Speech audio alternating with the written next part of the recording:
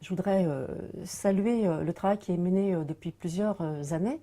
par les deux associations organisatrices de cette journée sur la recomposition du bloc communal et des ressources humaines, puisque ces journées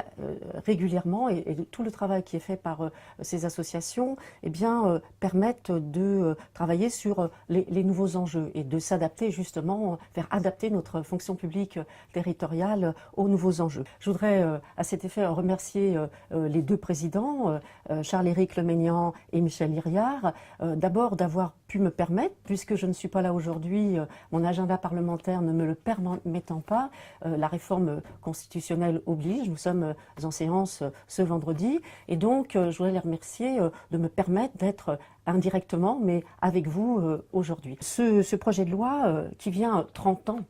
après l'adoption de la loi Le Pors, eh bien, dans un contexte en même temps de nouveaux enjeux pour la fonction publique territoriale, à la fois contexte nouveau paysage institutionnel, territorial, d'ailleurs c'est l'objet aussi de votre journée aujourd'hui, contexte aussi financier, et puis aussi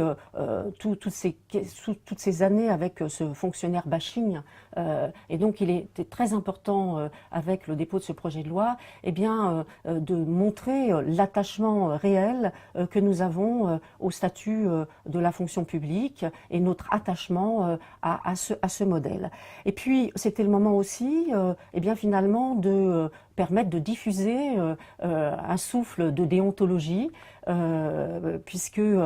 c'était aussi la volonté d'être dans la suite des lois de 2013 sur la transparence de la vie publique. Et donc ce projet de loi qui s'adresse aux fonctionnaires, donc sur la déontologie et avec une deuxième partie sur les droits et obligations, eh bien s'attachait à renforcer, à moderniser un petit peu cette fonction publique et surtout en y ajoutant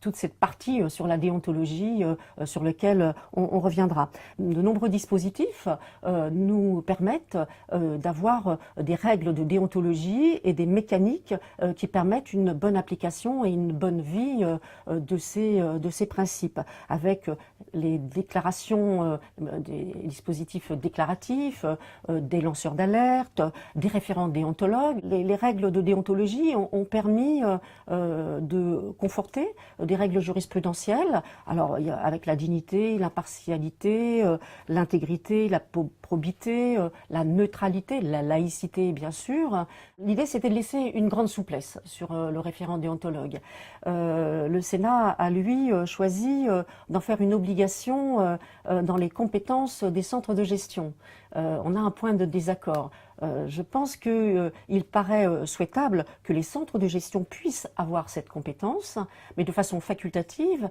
pour leur permettre d'exercer et d'assurer cette mission-là pour les collectivités à partir du moment où les collectivités le requièrent. Le premier acteur de la déontologie, c'est l'agent lui-même. C'est l'agent lui-même, et donc, et s'il a un doute, ou si des doutes se manifestent, c'est le chef de service. Et en conseil, le référent déontologue, s'il souhaite effectivement avoir ce type de conseil. Le projet de loi tel qu'il était présenté par notre ministre Maryse Lebranchu enfermait quand même très fortement le non-cumul d'activités et restreignait beaucoup la capacité pour les fonctionnaires à temps plein puisqu'elle l'interdisait, la micro-entreprise, c'est-à-dire le statut d'auto-entrepreneur. Nous avons trouvé, suite aux auditions que nous avons faites, que le projet de loi allait trop loin dans l'enfermement et dans la restriction au cumul d'activités, tout en souhaitant avoir, en gardant à l'esprit que le fonctionnaire est avant tout un fonctionnaire et l'agent public un agent public, mais qu'il peut avoir du temps et du temps libre, qui est son temps de loisir, et pour lequel il peut effectivement organiser des activités qui peuvent être des activités autres et de travail, et notamment par le biais de la micro-entreprise. C'est aussi pour préserver les agents de catégorie C qui pouvaient être concernés par cette mesure. L'exemple tout simple d'un agent qui, sur son temps de loisir, et qui donc lui permet de consacrer tout son temps professionnel à son activité professionnelle, eh bien, sur son temps de loisir, eh bien, a des abeilles et fait du miel. Et qu'il peut lui arriver de vouloir vendre son miel, le miel qu'il produit. À partir de là, il ne peut le faire qu'avec la micro-entreprise. Sinon, je ne sais pas quel est le régime qui lui permettrait, légal, qui lui permettrait de vendre le produit de sa fabrication. Une partie du régime disciplinaire a été refondue,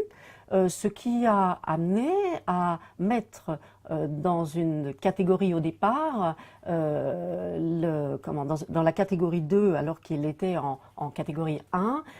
l'exclusion temporaire de 3 jours pour la fonction publique territoriale.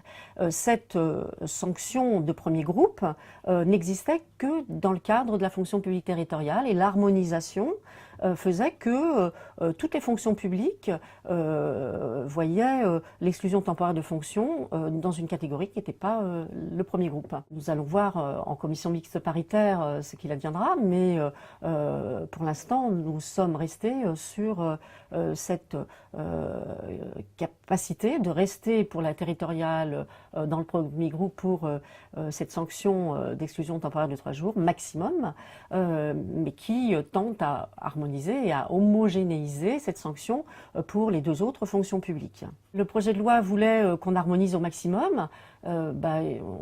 J'ai souhaité qu'on harmonise au maximum en proposant effectivement que pour la fonction publique territoriale, comme pour la fonction publique d'État et la fonction publique hospitalière, il n'y ait pas de magistrat. Ça a fait grincer beaucoup de dents, mais moi l'argument que j'avais, c'était que la fonction publique territoriale n'est pas une sous-fonction publique, et que où on ne fait pas confiance dans ses élus, et à ce moment-là, eh bien, on lui donne un tuteur qui est, selon certains, l'expression de la neutralité dans ce conseil de discipline. Voilà, mais moi c'était dans le souci d'harmonisation. Je crois qu'il a été bon aussi, dans le cadre de ce projet de loi, d'aller le plus loin possible dans l'amélioration des conditions d'exercice en matière de ressources humaines, et de donner plus de possibilités aux collectivités locales de saisir de façon sécurisée notamment les centres de gestion. Le projet de loi le permet à travers les amendements qui ont pu être faits, à la fois à l'Assemblée dans un premier temps et au Sénat, et qui reprend d'ailleurs le contenu, une partie du contenu de la proposition qu'Alain Vasselle avait déposée en septembre de l'année dernière. Je pense qu'il est important de laisser ouvert le champ de la réflexion en reprenant certaines dispositions et en faisant en sorte que les centres de gestion sécurisent véritablement à la fois sur les missions qu'ils avaient l'habitude d'exercer, mais qui en même temps pour laquelle il y avait une ambiguïté juridique. Donc le projet de loi va permettre notamment aux centres de gestion de pouvoir élargir les missions obligatoires qui sont les leurs à travers effectivement la gestion des ressources humaines et notamment des dossiers individuels de façon régionale ou interrégionale pour les dossiers individuels des catégories B. C'est aussi en même temps par rapport à la gestion des contractuels, des non-titulaires. C'est aussi en même temps la possibilité d'assurer le secrétariat des commissions consultatives paritaires, et puis tout ce qui concerne la gestion des comptes épargne-temps. Donc c'est important puisque ça permet à la fois aux collectivités qui le souhaitent de saisir les centres de gestion sur ces compétences-là, et pour les centres de gestion d'assurer ces missions de façon claire, de façon sécurisée et finalement d'élargir aussi le spectre des compétences des centres de gestion. Je pense que ça va dans le bon sens à partir du moment où les collectivités ont cette capacité à la fois de choix, puisqu'il n'y a pas d'obligation aussi, mais permet ce recours et qui est un recours indispensable. Je voudrais, étant absente lors de vos débats et de vos échanges, eh bien, vous souhaiter eh bien, des échanges très fructueux. Je pense qu'on a encore beaucoup à avancer sur le sujet, à la fois sur la recomposition hein, de ce bloc communal à travers les regroupements intercommunaux. Et je sais l'inquiétude des personnels sur le sujet et on n'aborde jamais une réforme bien quand les personnels sont inquiets. Donc je voudrais vous dire à quel point je suis